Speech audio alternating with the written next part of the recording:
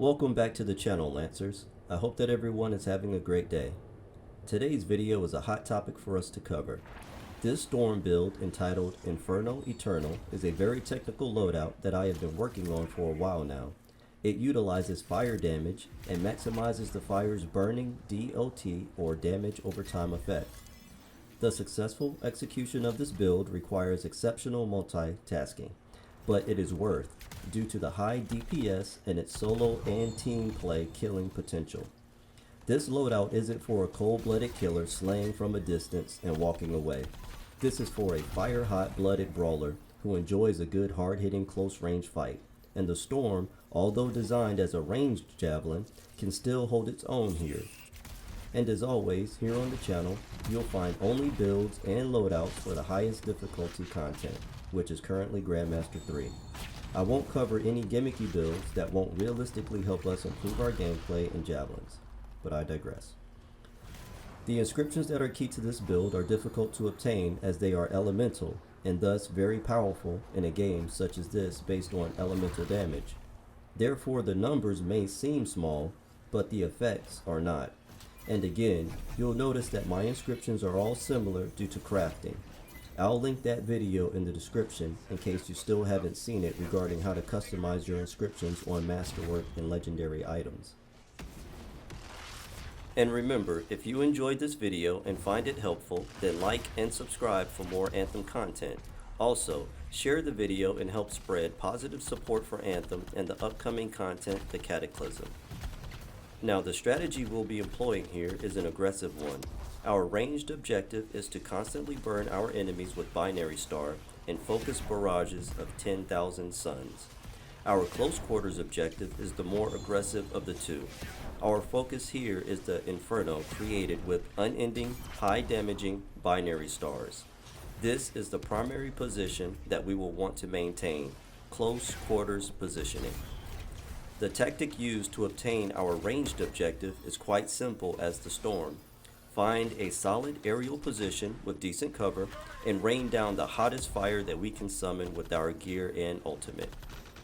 The tactic used to obtain our close quarter objective after gaining that close positioning is to utilize the Token of Daring component coupled with the Radiant Fortress shotgun to maintain our foothold, unleashing endless blasts of burning binary stars.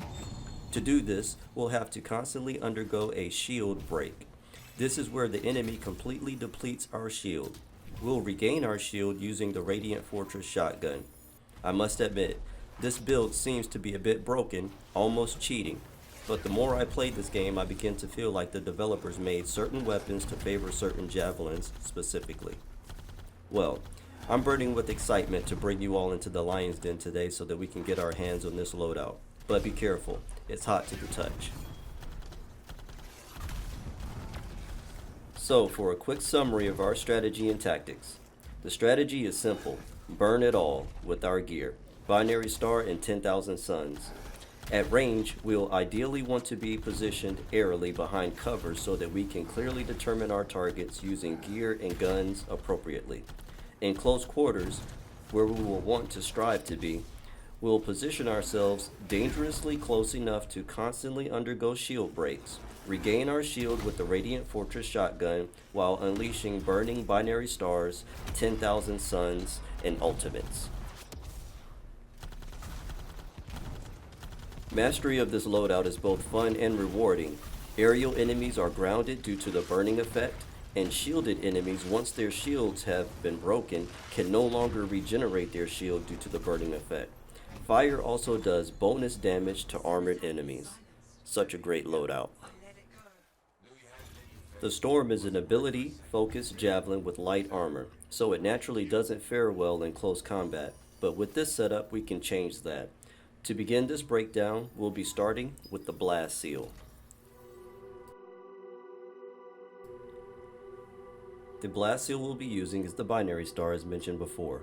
The binary star is the upgraded Living Flame. Living Fire seeks enemies through walls. Launches 2 living flame projectiles that burn enemies. Key inscriptions: 23% gear recharge that affects the entire javelin, 23% weapon damage increase, which affects all weapons attached to the javelin, 18% gear recharge, which affects all gear attached to the javelin. Next, our focus seal will be 10,000 suns. 10,000 suns is the upgraded burning orb, combo effect chain. So what that means is when you detonate a combo, the status that you use to prime will then chain to the surrounding enemies. Striker's Wrath, after hitting an enemy, gain 10% increased damage for 10 seconds, stacks up to 10, so that's 100%. Key Inscriptions, plus 225% gear damage, which applies only to this gear. 28% weapon ammo. 21% bonus damage for the entire javelin, and 18% increase weapon damage for all weapons attached to the javelin. Next, we'll be moving on to the components. For the first component, Emergency Power, an inscribed component that augments javelin ultimate gear and increases damage by 30% of base damage. Ultimate meter refills instantly when armor is critically damaged, can occur once every 120 seconds. Key Inscriptions, 90% armor max, 9% increased damage boost for the entire javelin. Next, we have the Mark of Ruin. The Mark of Ruin increases fire damage by 5% and fire effect by 5%. After applying a status effect, increases fire damage by 50% for 10 seconds. Key Inscriptions that I prioritized here: 4% increased fire effect, affecting everything attached to the javelin. 25% increase to ultimate recharge speed. Next, we have the Token of Daring. Increases elemental damage by 35% and decreases physical damage by negative 35%. On shield break, instantly recharges all gear. Key Inscriptions, plus 10% effect resist and 20% luck. The key here is on a shield break, instantly recharges all gear. This is how we will constantly unleash endless barrages of binary star. The next component that we have, Token of the Master. Increases blast damage by 35%, so this will be our blast seal, which is binary star. Hitting an enemy with right button increases left button damage by 60% for 10 seconds. So whenever we hit an enemy with 10,000 suns, we increase the binary star's fire damage, overall damage, by 60% for 10 seconds. Key Inscriptions that I prioritize here, plus 5% fire effect affecting the entire javelin. And the other, plus 6% effect resist. Our next component, Vanguard's Token. The Vanguard's Token increases armor by 25%. A shield break increases damage resistance by 40% for 10 seconds. Key Inscriptions, 18% increased ultimate speed, an inscription I prioritized. And on to our next component, Soften Blows. Soften Blows increases javelin shields by a large amount, which is key for the Storm because the Storm has an amplified shield when hovering. Increases damage resistance by 75% for 5 seconds when shields run out. So with the Vanguard's Token and the Soften Blows, we are immune to damage for 5 seconds after a shield break. Key Inscriptions, plus 25% bonus gear damage, plus 18% additional gear recharge. Moving on to our support, Quickening Field. Quickening Field creates a zone of power that increases gear recharge by a 20% increase. Key Inscriptions, plus 25% bonus shield, plus 28% luck, plus 20% repair drop rate. And finally, we'll be moving on to our weapons. First, in our primary slot, we have the Divine Vengeance, which is an upgraded Warden. Fires 4-shot bursts.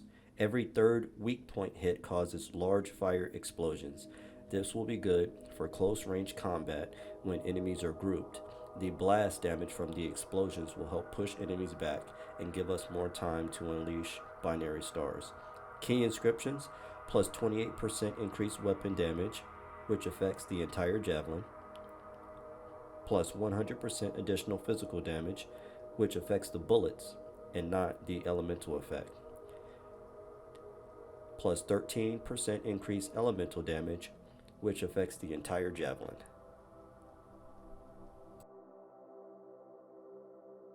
For our secondary, we have the Radiant Fortress. The Radiant Fortress is the upgraded constrictor. Holding the trigger focuses the sight. Hitting 8 shots in a single burst recharges shields by 35%.